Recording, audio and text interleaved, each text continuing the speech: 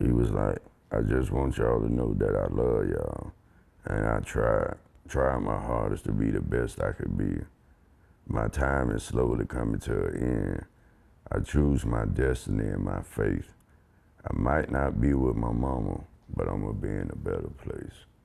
That was at 10:30. The first shooting happened at 10:50. And what was the response? Everybody was coming in, you okay? I say, call me. Everybody coming in, please don't talk like that. Quan called me. Don't talk like this, bro. Miracle saying, what's going on? Answer my phone. He not answering. Quan, don't do whatever going on. You gonna be okay. I say, Quan, we love you. My mama came and said, Quan, please let me know what's going on. Call me, I love you. And that's when it was already pretty much going on. Joe, first of all, thanks for talking with us today. I want to start with this. So many people have been reaching out to you guys, networks, local news stations, wanting you to talk. What made you want to talk today? Just waking up this morning and going on social media, YouTube. You know, I normally like to get on there and look up for the Jaguars. And every time I get on there, I just see a picture of my nephew, and it's kind of like devastated.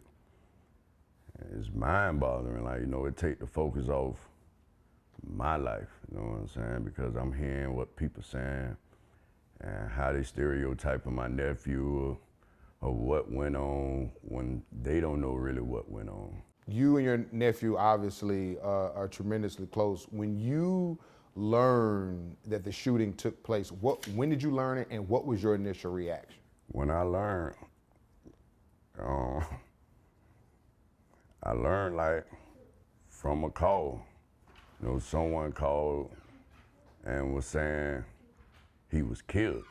And you know, me and my family, we were, like I say, devastated. Like, we didn't think he was the shooter. We were just thinking he got killed on something totally different. What happened, what was going on with what was going on. So that was kind of hard when me and my family getting together, coming home, looking at TV, actually seeing a whole opposite story of what we was told before a big scene and a breaking news happened. So initially, you were under the impression that your nephew had been killed, not that he was the shooter. Who told, not necessarily who told you that, but is that what the person that called you said? Is that what they said? Yeah, they actually said that, say my nephew was killed. So you turned on the news. What time was it when you turned on the news? I think it was about 11:30-ish, 12. Yeah, 11:30, around 12. And when did you see, or when did you see his photo on TV? When was that? No, it was before the photo. Okay. After, you know, once we got that phone call and said that, then we did our own kind of research and tried to call out to the police department in Haynesville. And once we got in contact with them, they kind of got in contact back with us and told my family to come down there. Got it.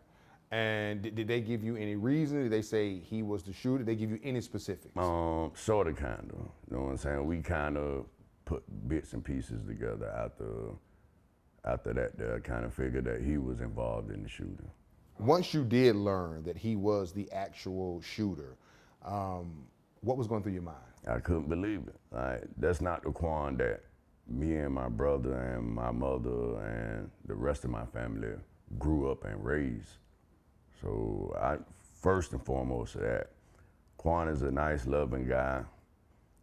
Quan actually helped me raise his sister kids who passed away in a car accident. So as that, you know what I'm saying, I can't say he's a bad guy because the whole family loved Quan. So, you know, the image that they painting, you know what I'm saying, it's not him. So it had to be more to the story than what they actually putting out in the public about him. You know, it could be health issues. To your knowledge, did he have any health issues, mental health issues, depression? Was he battling any of that? Yes, you know, he was suffering from the death of his mother when he was 8 years old.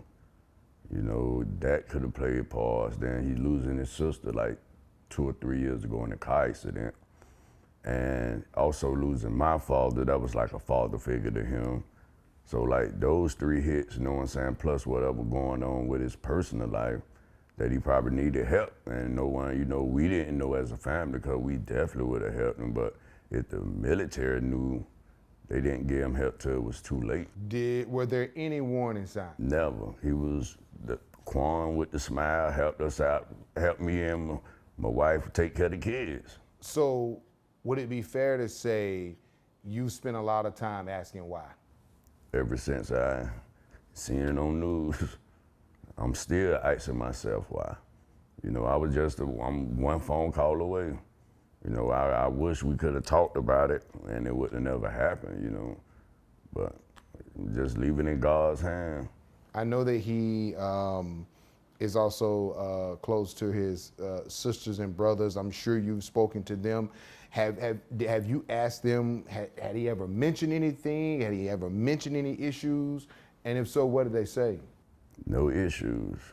You know, we all just speechless and lost for words right about now. If you could explain how you guys are really processing all of this. Man, it's hard, you know, getting text messages, phone calls, inboxes on social media. Don't know how our life gonna affect after this, you know, out publicly. And, you know, man, we just taking it day by day right about now, you know what I'm saying? Just taking the highs and the lows the way it go, and just pray for my nephew and just hope he get help. For those family members whose loved ones were actually shot on Wednesday morning, what do you want to say not only to their family members, but also to the victims? I'm just sorry, you know what I'm saying? I wish I could have talked to him, and I could have helped him, and this could have been avoided. Like, I'm deeply, deeply sorry. Had you had any conversations to him before the incident happened? How recently had you spoken with him? A couple of months ago, you know, when he came down here, we was talking, and I kept telling him, you know, I was giving him his flowers to tell him how proud of him, that, you know, he helping me with his sister kids, you know, helping us put school, you know, give them school clothes, shoes, because last year, you know, he bought them 2 and 3 pair of shoes, clothes, and every time they ever called them or text them or email, cashed out them for money, he always sent it to the kids with no problem. So like for this to really happen, like I can't really believe what I don't know what really was going on in his mind, like honestly. Have you guys had an opportunity to speak with him since the incident? Haven't spoke to him. Have you thought about what you're going to say when you do get the opportunity? Yeah. I just want to tell him I love him. I'm gonna stick with him no matter what. Have you guys kind of thought through how you guys are going to try to navigate as going forward as a family? Like we always been, you know, we done been through a lot already as our family, so you know we kind of built close and tight. So this nothing new, it's just something different. You know, we always used to dealing with death, not, you know, like a part of a mass shooting or nothing. So this a little different, but it's still gonna bring us close together as a unit because we all we got, you know what I'm saying?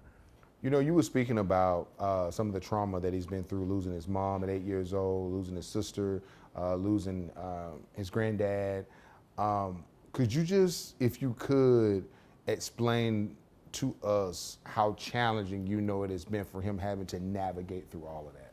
It's hard because it's definitely the same people you named that he been going through it with. I also had to deal with that. So I can just only imagine how he feel because how I feel, but I'm the one that have to be strong for everybody else. So I can just imagine how he feel because there's times, like with me losing my sister when he was 8, that I had to help my mama raise my sister 5 kids. So by him losing his sister, that also was my niece, who I raised when I was 15. So the same trauma and pain that he went through with those two, I'm still going through that. Also going through with what he going through. So that's more on me than it is on him at this point. So I have to constantly be strong for the ones out here who worried about him but at the same time, it's breaking me. So like, I can just imagine how my nephew feeling right now, knowing the mistake that he made up under pressure and anxiety or whatever he was going through, because I can only imagine, but I'm strong enough that I don't have to do and make the mistake that he just made. I just wish he had the mind and the heart and the power that I had, that he could have overcome that. But never knows what he went through and what he was taking that he couldn't take that I could take. So that's the biggest outcome that I wish he could have understood. Did you, knowing that you have had to navigate through some of the same challenges he has emotionally, could you truly sense that was something that was hard for him? Yeah. Only thing he did different than me, he was in the military and he had something that's way bigger on his plate. I'm out here just dealing with my loved ones, making sure they straight. So he had like a double or triple. He had a lot on his plate, like the family, military, his livelihood. So one unbroken. How have you been able to, navigate through that trauma yourself? What's been your source? People who I love, I just keep them smiling. For me to see other people happy, make me happy. But when I don't make people happy, that's when I start thinking about stuff that made me sad. Like the people who I lost and I love, you know what I'm saying? So like, it's hard for me. I just put my best foot forward and just keep believing in God, How's the siblings doing? It's mixed emotions, it's up and down. We happy he not dead. We sad that he in a situation. So it's like, it's good and bad. Do you feel in any way, sometimes, do you think about, man, could I have done something different? Actually, I thought about that this morning. I was talking to one of my friends and I was just telling them like, I wish it was, I done been there for a lot of people and like impact, motivated, and just like I couldn't get this motivation through. And like I say, man, I done talked to plenty of people, about their problems and about my problems, but I could never talk to my nephew about his problems, and this one stank. Like, it hurt me because I wasn't able to help him fix his problem before he went and made one. That hurt more than any problem and any solution that I ever been involved in, this one here. Because it's my nephew and I know it's not the type of person he is or he are. He wasn't raised like that. He never been to jail for nothing, not even stealing candy. And he on national TV for something negative. I know sometimes it is difficult to get through to young people, especially when you're trying to steer them in the right direction. Were there times where you tried to talk to him, and if so, how would he react? To be honest, I felt like I didn't have to because he wasn't that type of person. Right. That's the main thing. If I know trouble when I see it, he never was a trouble person. Whatever happened to him within his time in the military really was, like institution life or whatever his mind frame. When he come around us, he never showed us that type of energy. Never. If he had an off on switch, he played it well. We never seen that type of aggression. Never that type of person that social media or the media making him. I'm not saying that because that's my nephew. I'm saying that because I know him. I'm not gonna get on public TV or national TV to paint a picture of my nephew or somebody because people say that about their family members, but that's not my nephew. That's not who I raised. That's not who my sister had. It was something wrong with him that we don't know, that his job maybe knew, and it escalated to a wrong decision. That's pretty much how it went.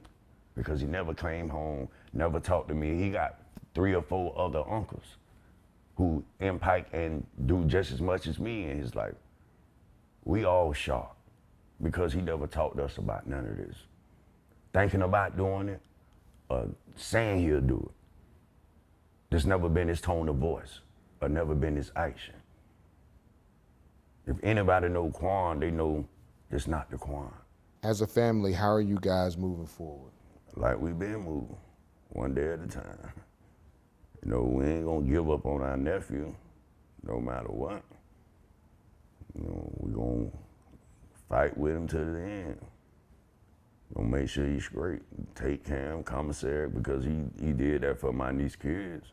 So I'm not gonna turn my back on him because of how they paint the picture of him. You know, everybody make mistakes.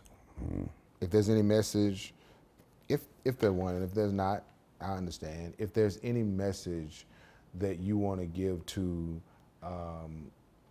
parents or anyone who has a relationship with a young person, as far as if you may see anything that may be out of the ordinary, is there anything you want to say to them? And talk to the kids.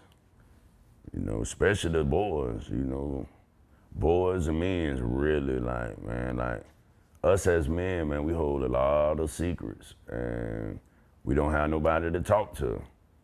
So, you know what I'm saying? First and foremost, man, we got to stop that. You know what I'm saying? We have to stop that, man. We have to stop sharing our information with the ones who we love. Not everybody get to understand or talk to who we need to talk to, but man, us as men, man, we dealing with a lot of anxiety, pressure, and mental illness, and we don't even know it. So. Is there anything else you want to add or say about the situation? Like I say, man, we sorry as the Mitchells and Radford family.